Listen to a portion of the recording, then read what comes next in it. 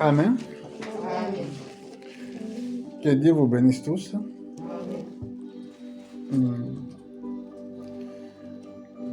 Tolingo tanga écriture dans le livre de Daniel, dans le chapitre 2.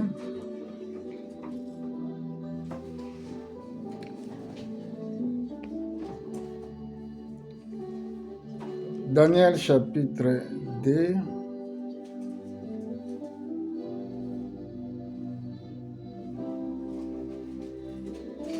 Tokobanda kotanga. Tokobanda na verset 1 tina 3. Je lis au nom de Jésus. La seconde année du règne de Nebuchadnezzar, Nebuchadnezzar eut des songes. Il avait l'esprit agité et ne pouvait dormir. Le roi fit appeler les magiciens, les astrologues, les enchanteurs et les chaldéens pour qu'ils lui disent ses songes. Ils vinrent et ils se présentèrent devant le roi. Le roi leur dit: j'ai eu un songe, mon esprit est agité et je voudrais connaître ce songe. Les Chaldéens répondirent au roi en langue araméenne: Au roi, vis éternellement, dis le songe à tes serviteurs et nous en donnerons l'explication. Le roi reprit la parole et dit aux Chaldéens: la chose m'a échappé. Si vous me faites connaître le songe et son explication, vous serez mis en pièces et vos maisons seront réduites en tas d'immondices. Que Dieu bénisse sa parole. Amen. Nous saluons nos frères partout dans le monde. Que Dieu vous bénisse richement. Amen. Lelo nalingi nasola moke na eloko ebengi ba vraie prophétie auto un vrai prophète. Na mokili awa banda na ntango ya kala ba faux prophète bazalaki tellement ebele. Mais soki toza na ba vrai prophète esengeli toyoka bango. Ba vrai prophète bazalaka mingi discret, bazalaka mingi popularité. Mpona koyeba bango esengeli molimo na Nzambe kaka ekamba yo. Alors esika vrai prophète azali amarkaka différence par rapport à la révélation na ye oyo Nzambe abandi kopesa ye. Alors soki totali na ntango ya Eli le Tishibite, ba faux prophète mpe bazalaki. Ba prophète ya Baal bazalaki plus de 400 prophètes. Mais Eli azalaki le seul prophète oyo ayebaki plan ya Nzambe. Alors lelo oyo eza na makambo ekosalama soit na politique oto na mokili, eza na prophétie mpe eza na bapromese ya Nzambe ekokisama. Lokola toza na ntango oyo ke bapromese ya Nzambe ekokokisama, esengeli peuple ya Nzambe bazala prudent. Yango babible ebi oyo bazalaki prêt bazala prudent mpona koyoka mongongo ya baprofete wana Nzambe atiaki parmi bango. Un vrai prophète ya Nzambe aya kolobaka makambo kindoki na église te. Un vrai prophète alobaka makambo kindoki na église te. Soki prophète wana azali vrai, akoya koloba nde liloba na Nzambe oyo Nzambe alobi. Akoya kolobela kindoki te, akoya kolobela mpe magie te. Mais il va parler de Jésus-Christ. Totala soki makomi elobi bongo na mokanda na Jean na chapitre 3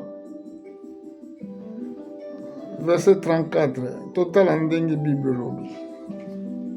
Car celui que Dieu a envoyé dit les paroles de Dieu, parce que Dieu ne lui donne pas l'esprit avec mesure. Bible dit c'est lui que Dieu a envoyé dit les paroles de Dieu. Nzambe apesaki esprit à mesure te. Comment c'est possible que ceux qui ont la prophétiquement tant ils ont vraiment avancé et c'est l'église ils la préparer pour l'enlèvement et vous toujours dans l'église vous allez parler de la sorcellerie, de la magie. On remarque que Yesu azalaki na ministère parmi les 12 apôtres. Yesu azalaki na démon même. Mais démon on peut y porter le nom de l'apôtre. Que veut dire un apôtre? Un apôtre, ça veut dire un envoyé. Donc, il y a un envoyé qui s'appelle Judas, parmi les apôtres. Vous voyez?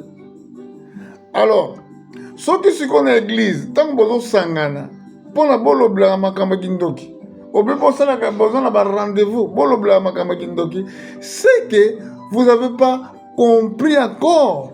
Bozoye bate, pe boye bina note, eloko nini bino bokoki ko eloko nini. Oye boko ko sala kat na musala o. Parce que d'abord, bato bakozala sauver te pour la makamba kindoki. Non. Bible dit la foi vient à ce qu'on attend. Et ce qu'on attend vient de la parole de Christ. Kondima et yaga na makambo tozoyoka. Na liloba ozoyoka. Nde na bongo kozwa kondima. Alors, na église ya Nzambe, eza esika oyo bato bakokende lobaka n'importe quoi te.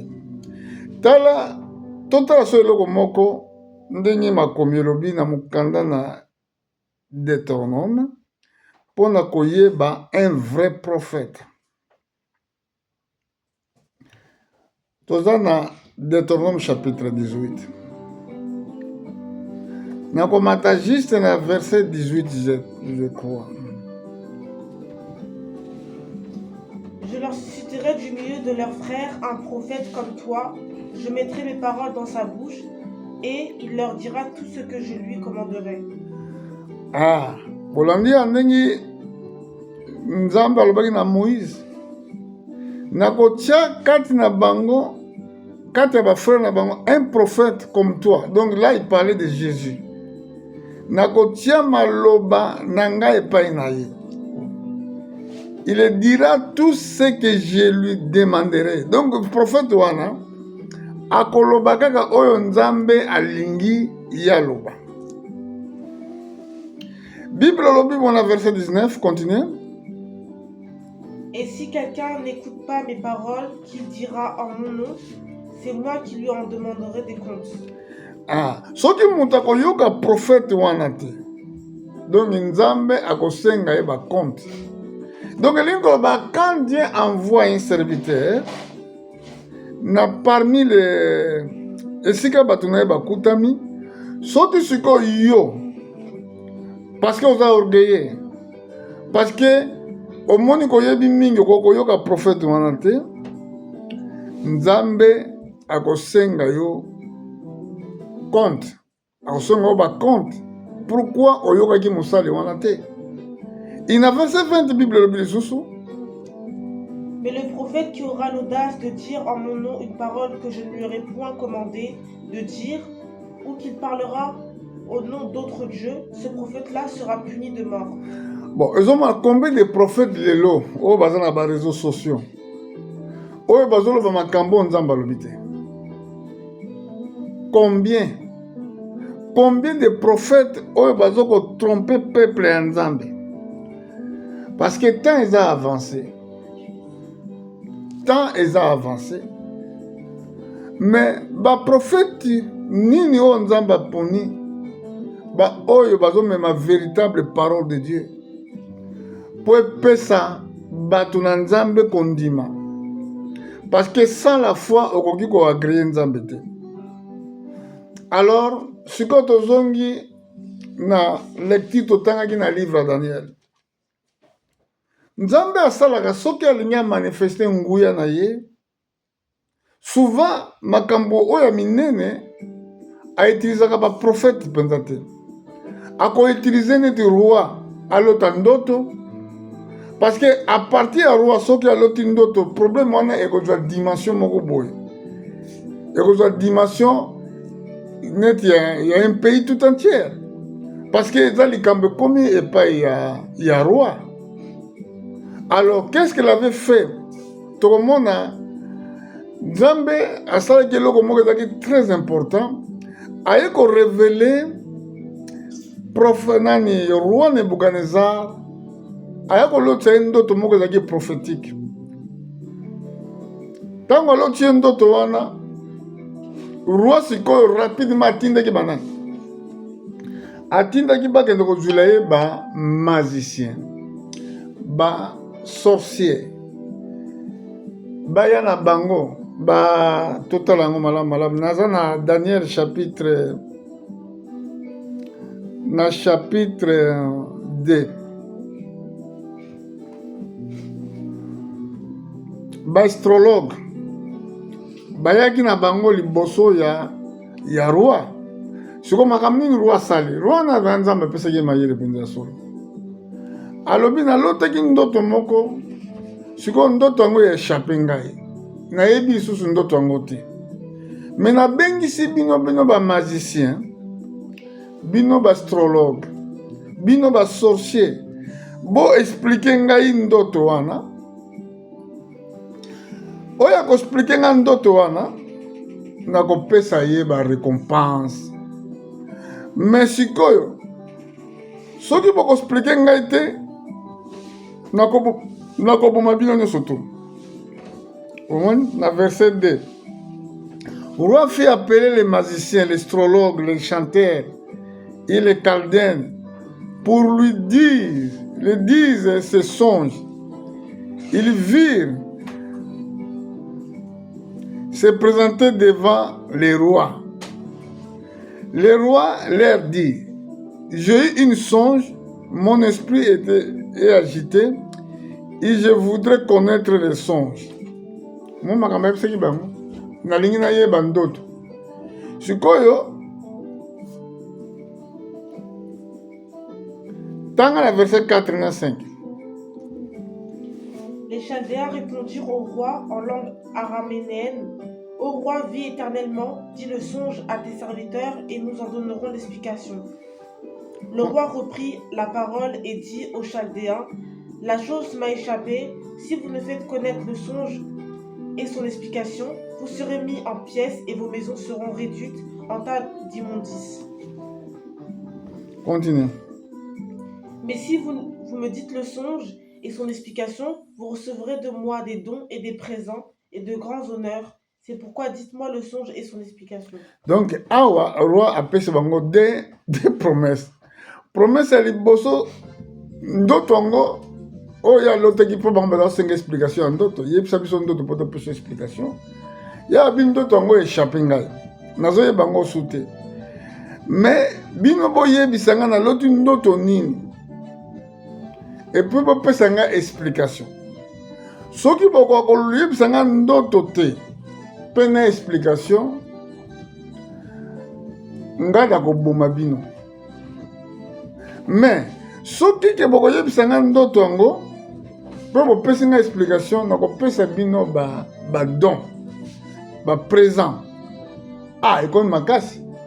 Ale sikoyo toyoka malamu na esika oyo awa eza défi même jusqu'à aujourd'hui mpona ba faux prophète, mpona ba faux docteur, mpona ba magicien.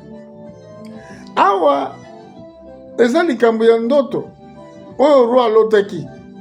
Soki bango bazali baza ba vrai, soki ba magicien baza ba vrai, yoka malamu nto banga bango. Mais esengelaki bango bapesa explication awa pa ya roi ke roi ndenge olalaki olotaki ndoto boye ezalaki boye ezalaki boye explication nango elingi koloba boye. Mais awa tomoni ba magicien, ba astrologue, banganga bazalaki na mayele te mpona kopesa roi koexplike ndoto alotaki na explication nango. Alors roi asilikaki. Soki tomati na verset 10. Les Chaldéens répondirent au roi, il n'est personne sur la terre qui puisse dire ce que demande le roi. Aussi jamais le roi, quelque grand et puissant, qu'il ait été n'a exigé une pareille chose d'aucun magicien, astrologue ou chaldéen. Ce que le roi demande est difficile, il n'y a personne qui puisse le dire au roi, excepté les dieux, dont la demeure n'est pas parmi les hommes. Oh, ils ont une réponse, il y a des astrologues, il y a des ndoki, il y a des magiciens, parce que on peut cette explication pas à roi. Ce qui roi a un problème. A sengaki ke bandoki na ba magicien ba peut cette explication. Et que bazaki na makoki ya ko peut cette explication. Mais comment beaucoup de gens bakenda komona toujours soka na problème faut que na ndako nganga faut que komona ba magicien parce que awa défi bazaki nango ba magicien na bandoki balobi ke ezali kamo que c'est difficile mutu moko te na sena mokili awa akoko pesa yo roi akoko pesa roi explication osenga pe ayebisa ye ndoto wana bango bandoki na ba magicien balobaki ndenge wana. Et la parole de Dieu. Alors, si quand on est verset 12, là-dessus, le roi se mit en colère et s'irrita violemment. Il ordonna qu'on fasse périr tous les sages de Babylone. La sentence fut publiée, les sages étaient mis à mort et l'on cherchait Daniel et ses compagnons pour les faire périr. Nathan wana roi doit une décision pour avoir un sage dans sa Babylone. Parmi les sages à Babylone, il y a Daniel. Mais remarquez que Daniel a quitté à Ouattang Bakangi Bangonos. Babengi pe Daniel. Pour Daniel, il est considéré parmi les sages dans Babylone. Sikoyo, total est si que différents alliés na muto nzamba pakoli, na muto nzamba tindi, na muto nzamba pessimission. Alors, dans verset 14. Alors Daniel s'adressa d'une manière prudente et sensée à Arjoc, chef des gardes du roi, qui était sorti pour mettre à mort les sages de Babylone. Il prit la parole et dit à Arjoc, commandant du roi, pourquoi la sentence du roi est-elle si sévère? Arjoc exposa la chose à Daniel. Et Daniel se rendit vers le roi et le pria de lui accorder du temps pour donner au roi l'explication. Tala musali na Nzambe. Tango Daniel likamone komaki na maboko na ye asengi epai ya Arjoc. Arjoc azalaki chef ya garde ya roi. Asengi ke bopesa biso temps biso tokobondela Nzambe bongo tokoya kopesa ye réponse. Mais kuna ba magicien bazalaki na réponse à kopesa te. Ba sorcier bazalaki na réponse à kopesa te. C'est pour cela que un vrai chrétien ou bien bato basali expérience na nkolo bato wana balukaka Nzambe mpo Nzambe ayanola bango na ba problème na bango bakendaka koluka ba magicien te balukaka ba sorcier te po ete soki likambo ezali Nzambe alembani likambo moko te. Nzambe na biso azali likolo ya banzambe nyonso ya mokili. Alors tala problème eyeke ekoma pa ya Daniel. Na mayele nyonso Daniel asengi nzela pa ya roi apesa ye mwa mikolo mpo bakende konsulte Nzambe mpo baya kopesa réponse. Na kasi na mateya oyo soki tolandi yango tokomona ke Daniel akenda kobondela na moninga na baninga na ye Meshak Abednego Sadrak bakenda kobondela Nzambe akopesa réponse. Alakisi ke ndoto oyo roi alotaki ezalaki ndoto ya ndenge nini. Mais awa nakokata awa nakokozonga peut-être na semaine prochaine mpona na expliquer ke ndoto yango ezalaki nini explication nini Daniel apesaki pa ya roi. Bongo peuple ya Nzambe kozwa su connaissance ya koyeba ndoto yango réellement ezalaki nini. Mpona nini naye koluka référence oyo naye koluka référence oyo pourquoi bakonzi ya mokili oyo même mpo bapase na baélection même mpo baconsulte likambo moko monene baluka nzambe te bakendaka koluka baroi ya mokili ou bien bamagicien ya mokili bakendaka koluka explication pa ya bamagicien basorcier baastrologue meme nakoloba mpe meme ata na la polisi awa bazali na bamédium oyo bakendaka koconsulte soki baza na problème mais jamais baconsultaka bavrai serviteur ya nzambe biso lelo tokokoyeba plan ya temps monde ezokende ndenge nini tokokopesa même solution na baproblème mosusu oyo baroi bazokoka te oyo bazokoka kozwa bavrai décision te ya sûr mpona korassure peuple parce que bokonzi ya mokili oyo eza dirige na diable jamais basalaka confiance na bavrai serviteur ina baeglize oyo mpe eza bafaux baeglize esika oyo bakonsultaka bible te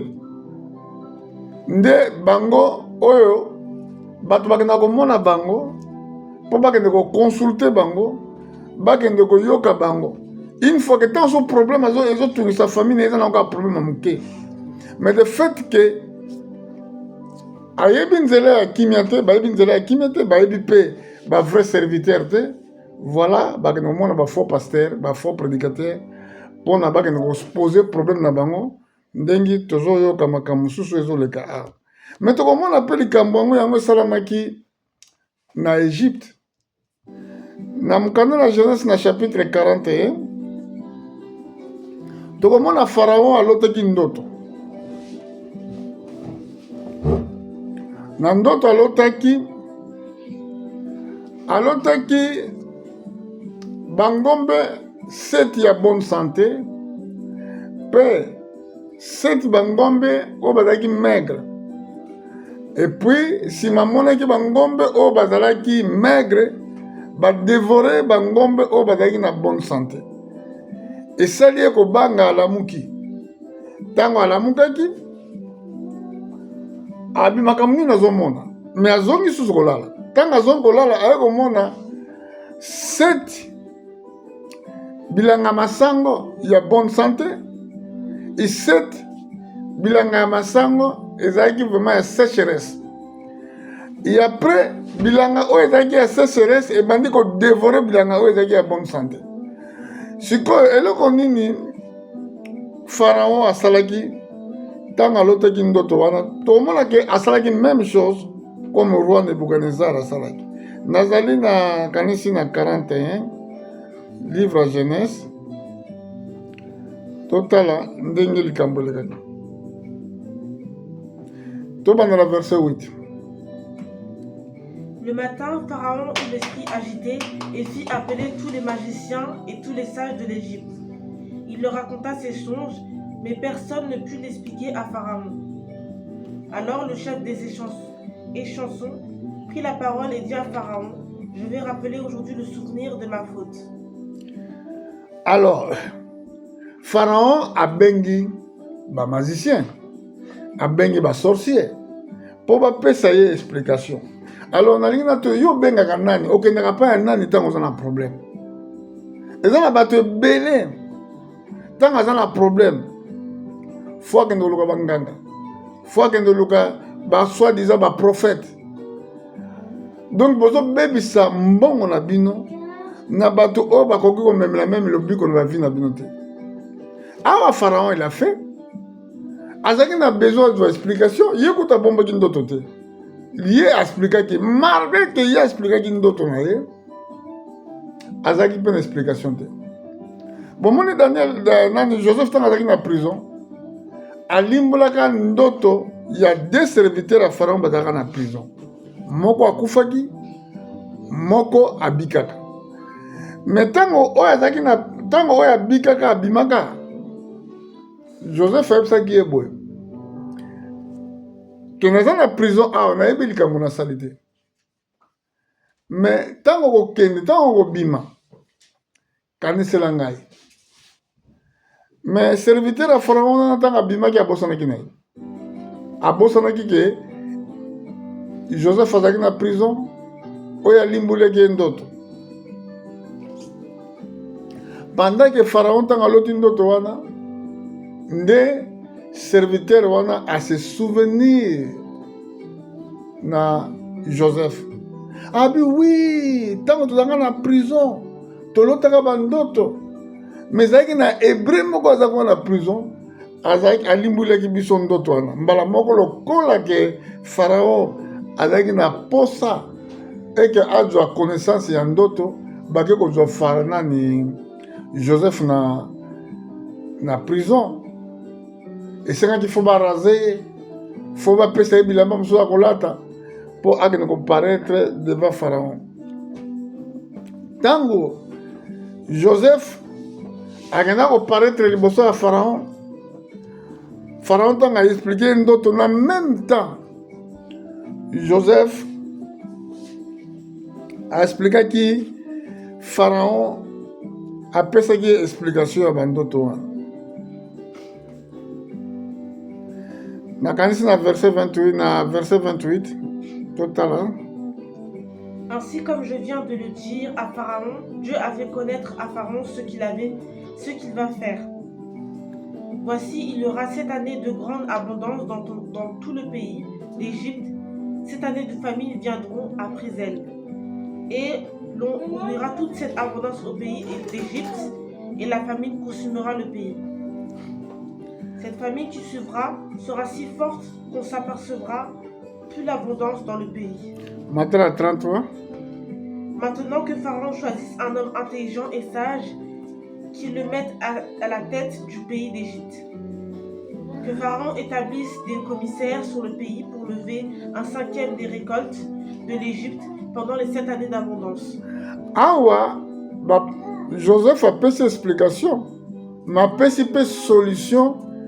Ndenge nini ete na ntango ya famine wana solution kozala na Égypte mpo pays eza na problème te.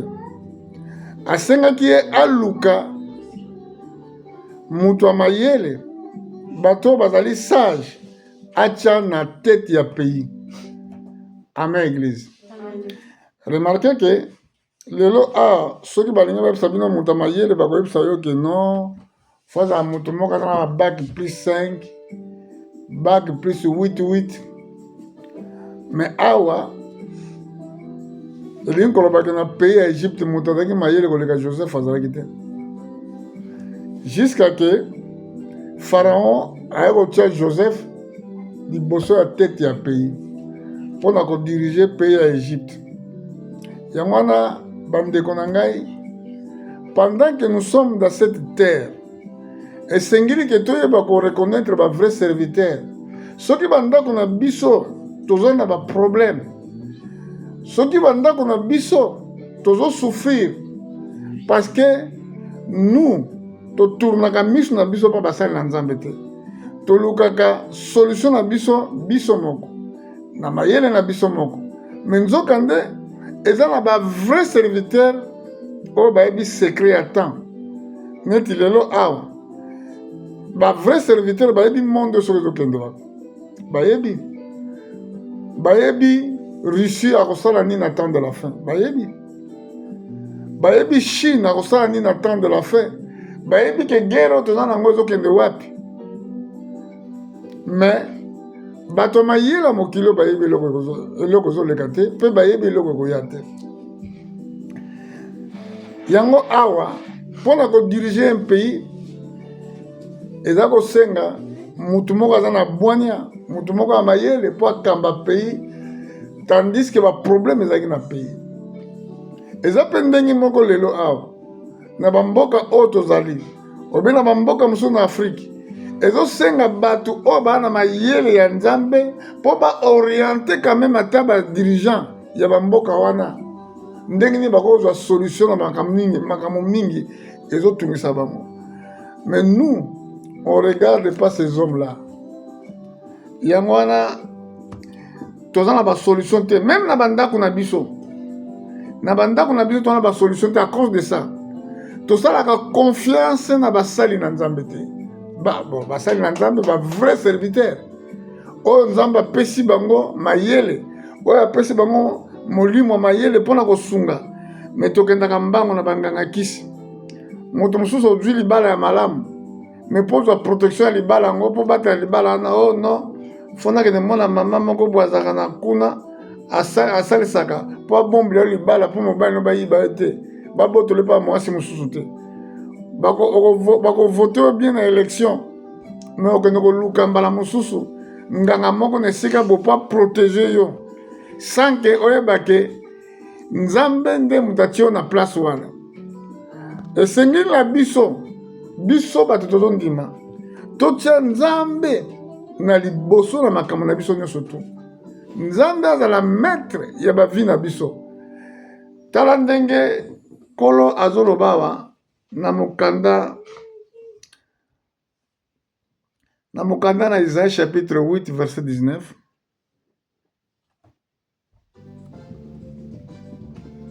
Si l'on vous dit, consultez ceux qui invoquent les morts et ceux qui prédisent l'avenir, qui poussent des sifflements et des soupirs, répondez, un peuple ne consultera-t-il pas son Dieu? S'adressera-t-il pas aux morts en faveur des vivants? À la loi et au témoignage, si l'on ne parle pas ainsi, il n'y aura point d'aurore pour le peuple. Awa, nzambe azotuna Israël boy. Si on vous dit consultez ceux qui invoquent les morts et ceux qui prédisent l'avenir, qui poussent différemment et des soupirs, répondez, peuple ne consulte-t-il pas son Dieu? S'adresse-t-il aux morts à faveur des vivants? Bato bozo kende koluka wana ba magicien ba astrologue baza bato moko oyo baza bato bakufa maloba na bango ekoko pesa bino bomoi te tant nyonso bozo kende kolekisa na baeglise na bango ezali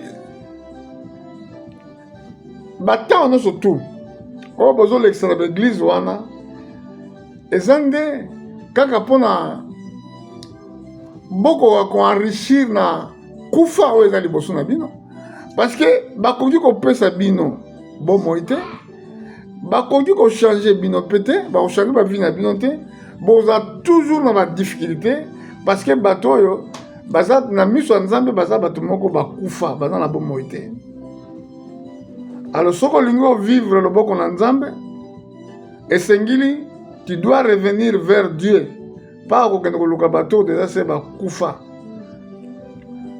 na verset na chapitre 30 verset 2 Isaïe chapitre 30 verset 2 Qui descendent en Égypte sans me consulter pour se réfugier sous la protection de Pharaon et chercher un abri sous l'ombre de l'Égypte. bandela yango na 1. Malheur, dit l'Éternel, aux enfants rebelles qui prennent des résolutions sans moi, qui font des alliances sans ma volonté pour accumuler péché sur péché, qui descendent en Égypte sans me consulter pour se réfugier sous la protection de Pharaon et chercher un abri sous l'ombre de l'Égypte. Nzamba dit malheur. Malheur, dit l'Éternel, aux enfants rebelles qui prennent des résolutions sans moi. Et ça, la mingi. Azozwa décision, auto bazwaka ba décision sans consulter Dieu. Babonde la répéter. Tant oza na likambo yeli yo, oza na difficulté pona koluka kubenga nzambe. Otuna problème na yo. Bazali kosala ba alliance sans ma volonté. Il cumule le péché sur le péché. Qui descend à Égypte sans me consulter pour se réfugier sous les protections de Pharaon. Il cherche un abri sous l'ombre d'Égypte. Mais la protection de Pharaon sera pour vous une honte. Et l'abri sous l'ombre d'Égypte une ignominie. Eza maomingi ndenge namonelaka. Mutu tanga zwi obie toloba ndenge bamikonzi bazozwa pouvoir. Bomona bamikonzi wana bamusicien meme ya mokili. Fo banda koyemba ye mpona nini? baza na besoin asunga bango, baza na besoin que apesa bango mwa quelque chose. Bible bi malheur na bato boy oyo bakenda koluka lisungi na Egypte sans baconsulte Nzambe. Oza na problème, consulte Nzambe. Oza na difficulté, consulte Nzambe. Un vrai prophète de Dieu, la Bible dit, l'envoyé de Dieu dit les paroles de Dieu. Et la Bible a une possibilité de vaincre les problèmes à travers la foi. La Bible dit encore que sans la foi, c'est impossible de l'agréer. Et la foi vient à ce qu'on attend. Mais ce qu'on pense que l'église, pendant que on dit pourquoi, pour que nous voyons que yo zandoki, ya zaboye, ya zaboye. Vous avez que vous avez l'attend koufa na vie na bino. Parce que un envoyé de Dieu, la Bible dit les paroles de Dieu. Nzambe atindi bango po balobaka maloba Nzambe. Bokomona tango Yesu azalaki na ministère na se na moya. Mukolo moko te azako parler sur les sorciers. Est-ce que les sorciers bazalaki te? Les sorciers bazalaki. Les magiciens bazalaki te? Bazalaki. Mais Jésus ne focalisait pas son ministère à parler des sorciers, ni de parler des magiciens. Alors, il y a un code. Alors, nous étions malamu et botaka mbuma mabete. Nous étions mabé et botaka mbuma malamu te. C'est tout. Azako utiliser ba code pour nous bato. Tant que nous ba pharisiens, malheur à vous les pharisiens. Bozalo kola maïta. Na kati bopola. Mais na libande bozo kitoko. Il parlait de quoi il s'agit? Vous voyez? Jésus azako utiliser le langage na été pour na atanga sorcier ni magicien, non. Il parlait pas de ça. Mais lui, il parlait des choses du royaume. Comment que bino peut s'attendre na bino au rien de parler des choses du royaume? Bozolo bla makambo eza ba futilité inutile. Musala oyo eza na bato Nzamba bengi apakoli pe atindi. Mutu o aza protégé. Mutu ayebi Nzambe. Mundimi ayebi Christ. Aza protégé. Croyez-vous cela? Yo, ce qu'on a protégé, est-ce que le business de la libre na boutoir, soit de la li, awa. Est-ce que tu connais pas ma camouni ni le kaki na libanda? O connais pas même pas? Ce que m'a besoin le kaki na libanda, o connais pas peut-être? Parce que on a protégé, on a bagarre bazar pemben na yo wana, bagarre bazar zo soya ko battre la ndako, yo connais pas te ni les autres kaki na libanda. Donc ce qui yo, on a chrétien, et que ozo mona makamba mabe, c'est que ndako na yo eza protégé te. Soki ndako na eza protégé te, elinko ba inza Yesu azati na ndako na yo. Alors yango na frère et sœur, tango ekoki esengeli bo tourner miso na vrai évangile, na vraie doctrine ya Christ, pas koyoka n'importe quoi. Botia matoi na bino na maloba oyo ezopesa bomoi. Yesu alobaki na biso boye. Allez partout dans le monde. Prêchez l'évangile à toutes les créations. Celui qui croira, qui sera baptisé, sera sauvé. Celui qui ne croira pas sera condamné. Voici les signes qui accompagneront ceux qui auront cru. Na kombo na Yesu, toko bengana milimo mabe. Tu vois? À son nom. Kaka kombo toko utiliser pour la milimo mabe kende. Le nom wana soki ezali invoqué. Na mutu ya pakula mi epai na Nzambe milimo mabe kokende. Na kombo na Yesu. Basi milimo mabe kokende, bato maladi bakobika. Na kombo na Yesu tokoloba minoko na sika. Tokolokota banyoka, même soko mele loko na kufe ko sala pasité.